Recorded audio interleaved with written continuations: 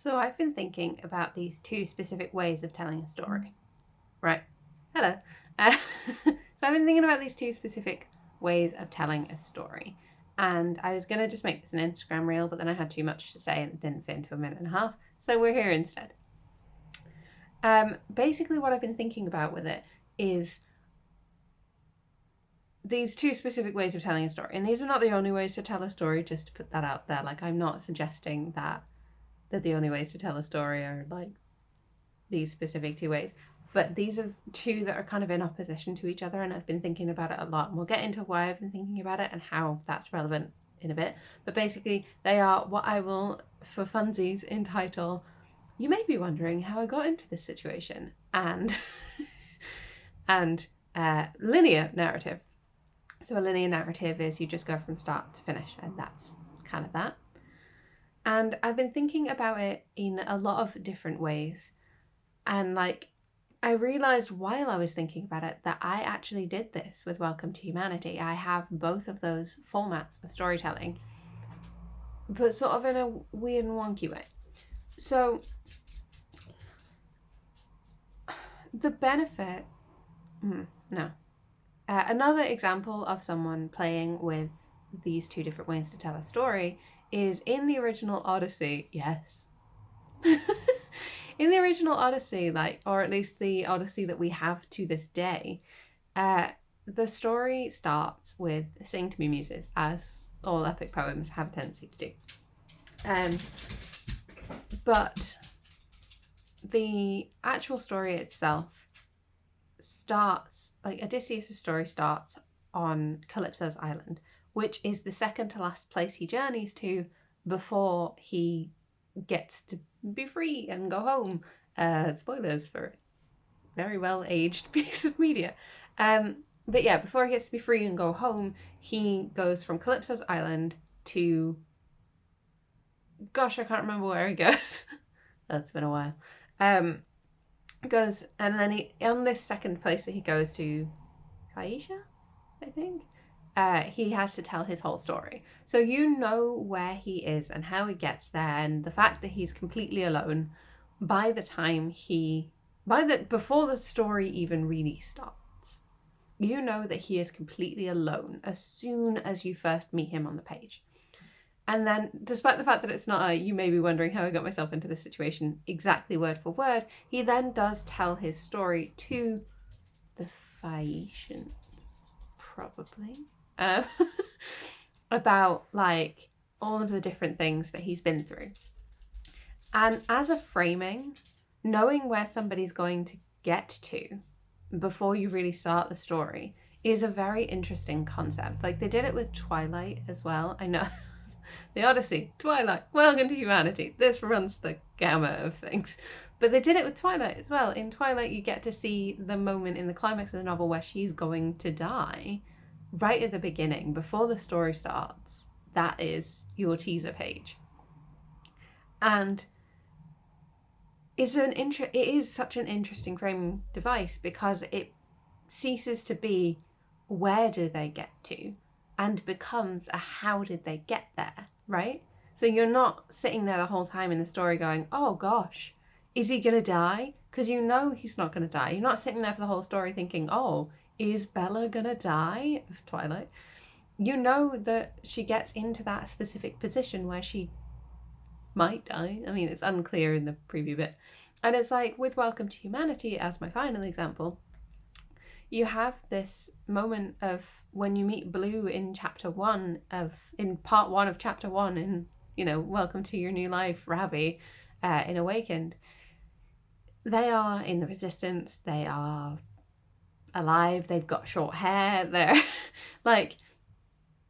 they're almost uncomparable to the 87113 that you meet in 87113's first chapter, despite the fact that from the blurb you know that 87113 is Blue.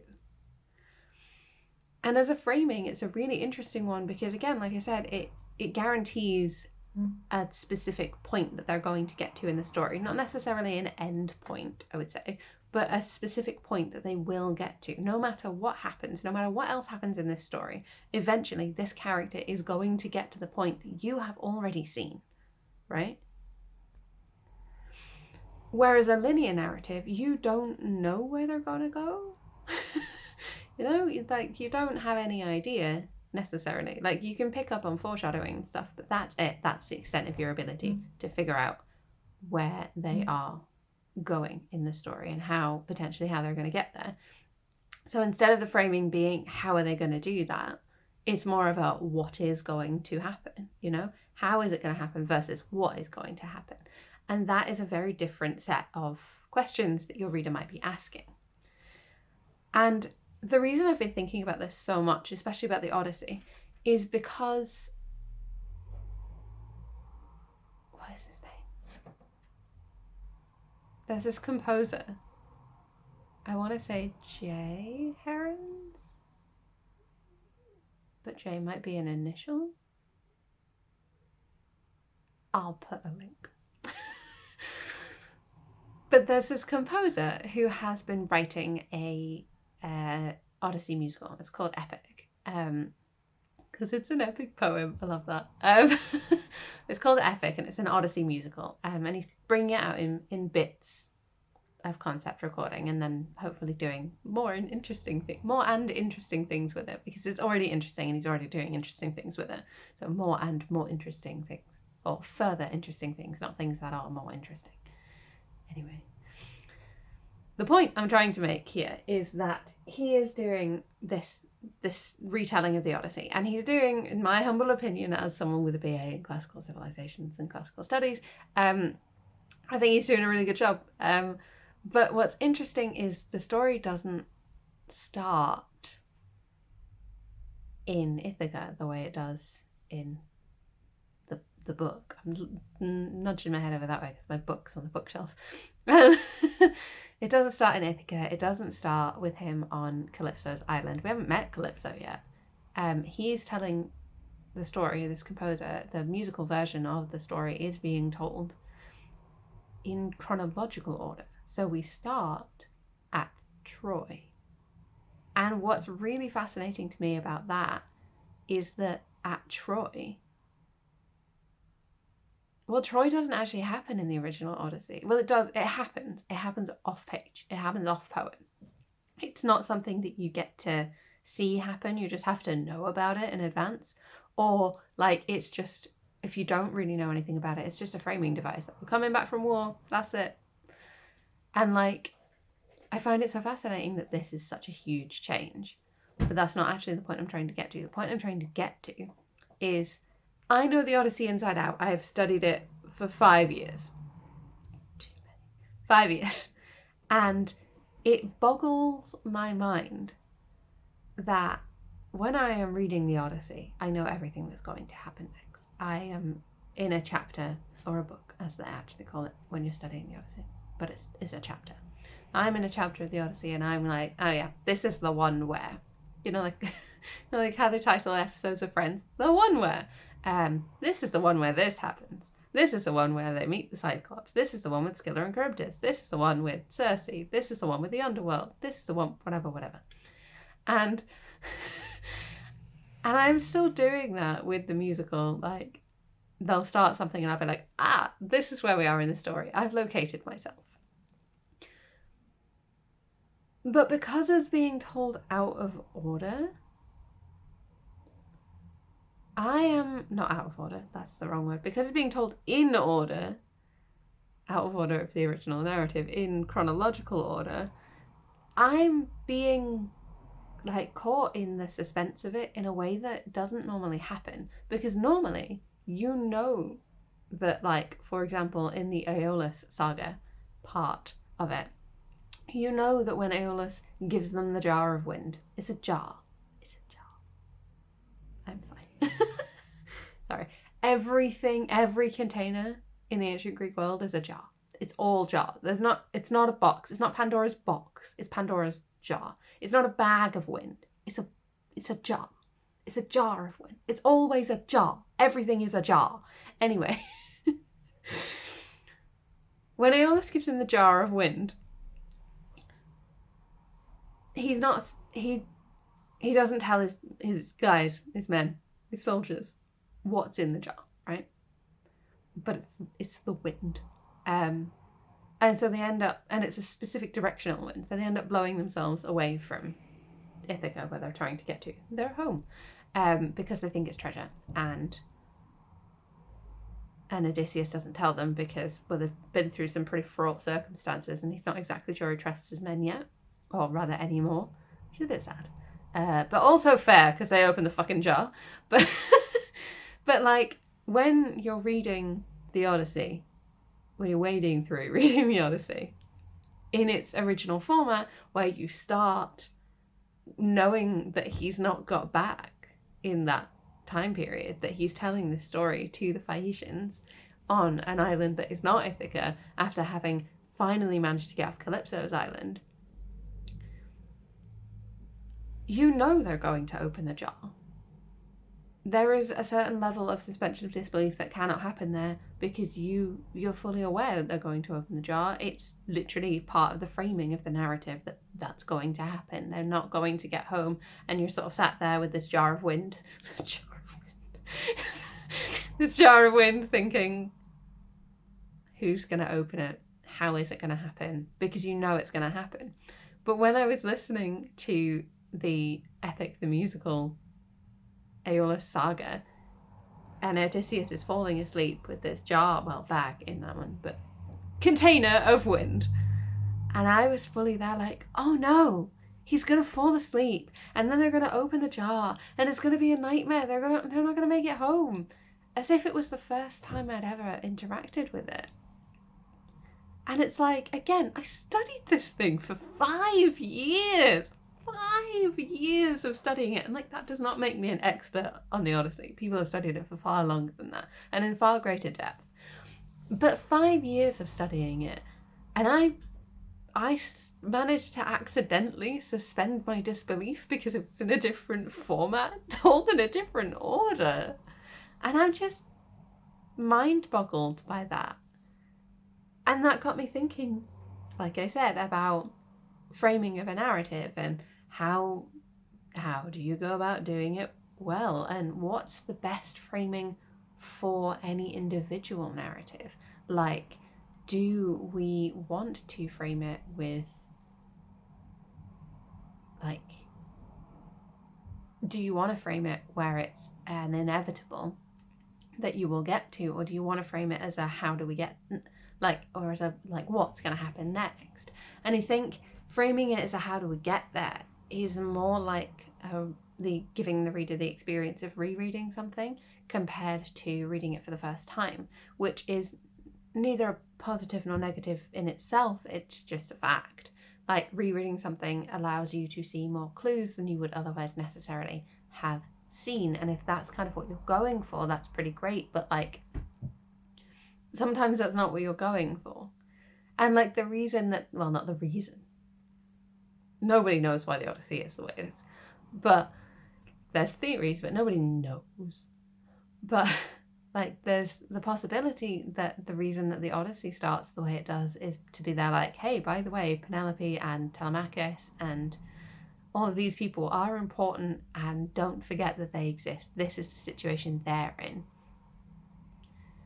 And that kind of thing. But there's also the possibility that it starts the way it starts, or that Odysseus' portion of the story starts the way it starts, because it is originally shared as a verbalized poem. It's originally shared as something that is, well, verbally shared to a group of people. It's told, it's not written down. Writing it down happened later. And this is something that's been being told, being performed for people to enjoy. And I think that framing it the way it's framed in a verbalized narrative, I mean, again, that's what's so conflicting, I guess, about it, is because obviously a musical is a verbalized version of the story. It's so close to the original format that the Odyssey was in, which I think is amazing, but like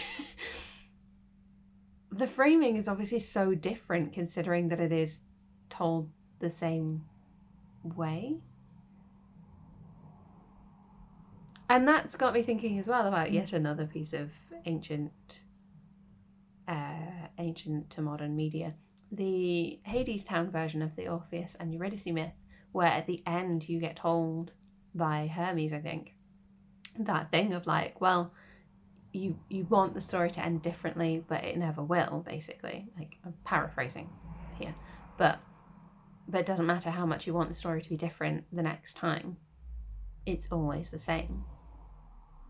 And like, as an ending for tragedy, that hits you right in the gut.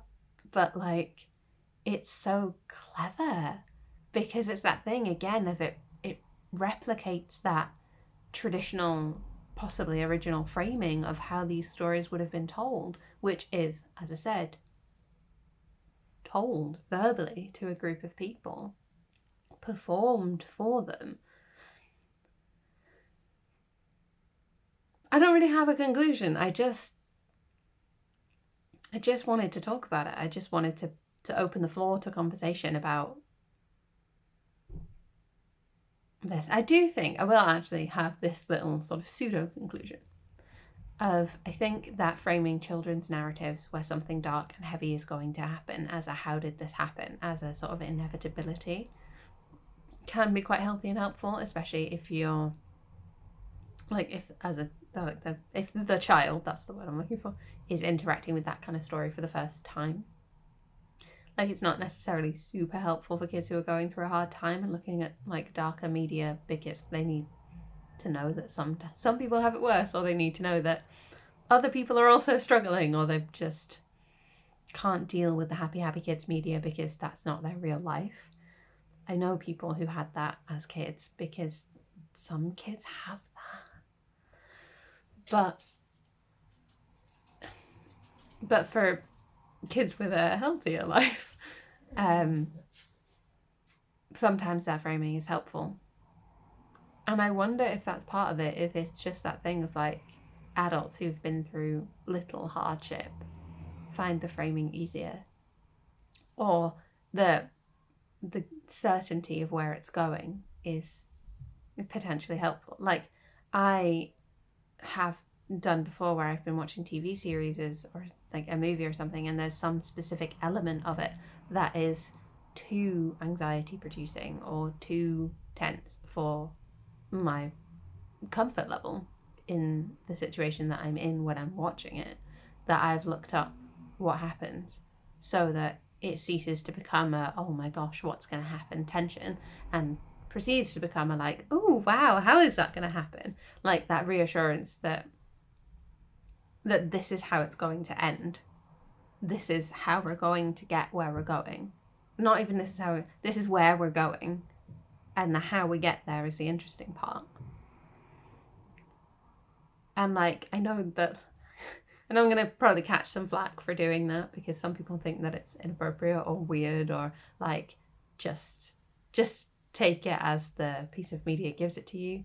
But not everybody can do that, and not everybody is in the right mental space to be able to do it, and I don't think that's necessarily a bad thing. And I think that you may be wondering how I got myself into this situation style framing can be really helpful for that, or even like incidental, this is how I got myself into the situation style framing, like again what I do with Welcome to Humanity, where you meet Blue on the page. Like, if you presumably you're reading the blurb and not just buying the book and reading it straight off, because I know some people who do that, who don't read blurbs, and I do not understand those people. But presumably you're reading the blurb. And if you're reading the blurb, you know that Blue is a perspective character, and you meet Blue on page 2 or 3 or something, I don't know. You meet Blue very early on in the narrative, in chapter 1, part 1, Ravi's first perspective point. And then when you meet your third perspective character, they are called 87113. And you, as the reader, I'm sure, could pass out that 87113 is going to become the Blue that you see in Ravi's first part. If you don't immediately, you will do by the time we get to Blue picking their name. And it's such incidental framing. I didn't frame it to be like, hey, by the way, this is where Blue gets to by the time Ravi's story starts. I framed it because Ravi needed to interact with Blue, and because these 3 timelines needed to intersect somehow, and because that was just how the story was to be told. That was the best way to tell the story. And incidentally, I have included this is where Blue is going. Come with them to see how they get there. And beyond. Which again is what happens in the Odyssey. Because he doesn't just stay with the Phaeacians, he moves on and goes back to Ithaca, and then the whole second half of it is just him being in Ithaca. It is the most boring thing, because this dude, he's a big liar. That's a big thing about Odysseus' character, big liar. And you just get like chapter after chapter of him lying about where he's been and lying about who he is, until he kills all the suitors and takes back the palace and whatnot.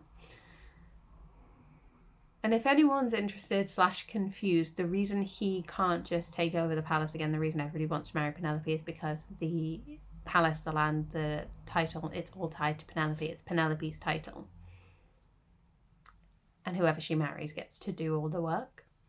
Because that's how ancient Greece worked in some areas at some times of history. And it's complicated because it's quite a big period of history, honestly, that these things happen in. So there's some stuff that, it's really fascinating. It's really fascinating, but I won't get into it because I don't think that's why you're here. But anyway, do you have opinions on framing? What is your favourite framing of the way that people tell stories? Do you like, excuse me, do you like a good, this is how I got myself into this situation?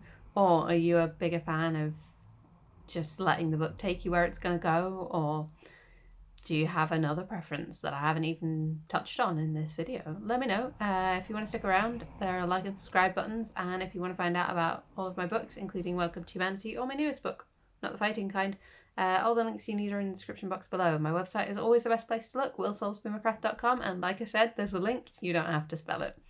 See you next time.